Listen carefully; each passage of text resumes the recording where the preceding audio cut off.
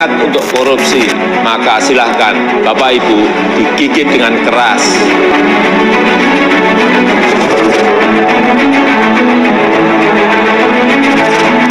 Tapi juga saya ingatkan, jangan menggigit orang yang tidak salah.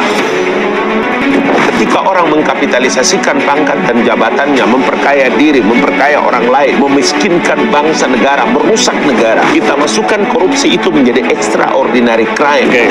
Uang negara harus diselamatkan, kepercayaan rakyat harus terus kita jaga. Pelaku korupsi di tengah bencana, ancaman hukuman pidana mati.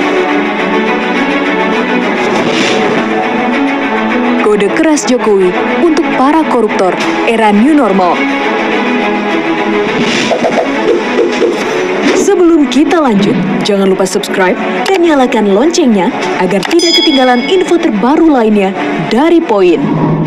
Para penegak hukum, kepolisian, kejaksaan, KPK, penyidik, pegawai negeri sipil adalah menegakkan hukum.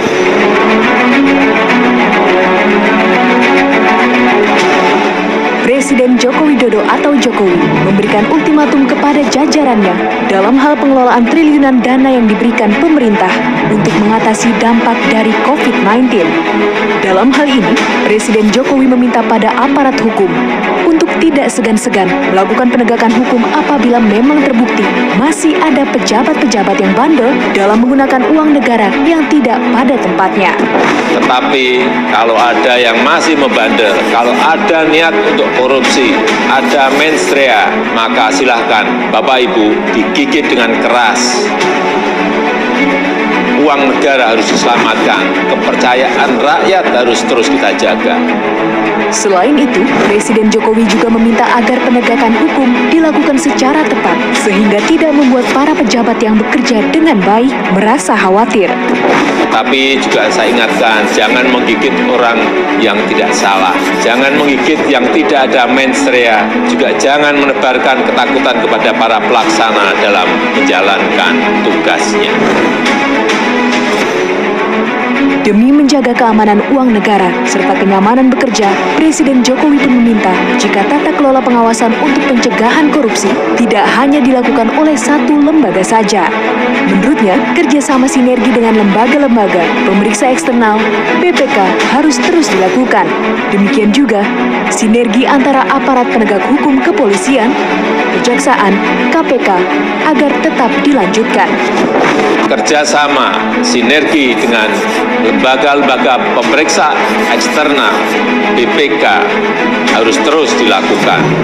Demikian juga sinergi antar aparat penegak hukum, polisian, kejaksaan, KPK juga harus terus kita lanjutkan. Sebelumnya, Ketua KPK Firly Bahuri pernah mengatakan jika dirinya akan bertindak tegas kepada pihak yang melakukan korupsi terhadap dana bencana COVID-19 dan siap mengajukan tuntutan hukuman mati. Apabila dalam rangka pengawasan kami, KPK menemukan ada penyimpangan terhadap anggaran, maka KPK akan melakukan tindakan tegas, melakukan penyelidikan, penyidikan, penuntutan, dan mengajukan pengadilan. Dan ingat bahwa pelaku korupsi di tengah bencana, ancaman hukuman pidana mati.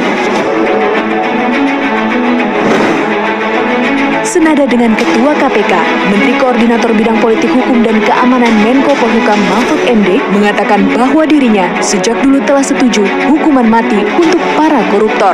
Karena menurutnya, hal itu merusak nadi, aliran darah sebuah bangsa. Sejak dulu dia sudah setuju hukuman mati. Karena itu merusak nadi, aliran darah sebuah bangsa itu ya dirusak oleh koruptor itu. Sehingga saya memang kalau koruptornya serius dengan jumlah besar, baik grip, karena greedy gitu ya saya setuju.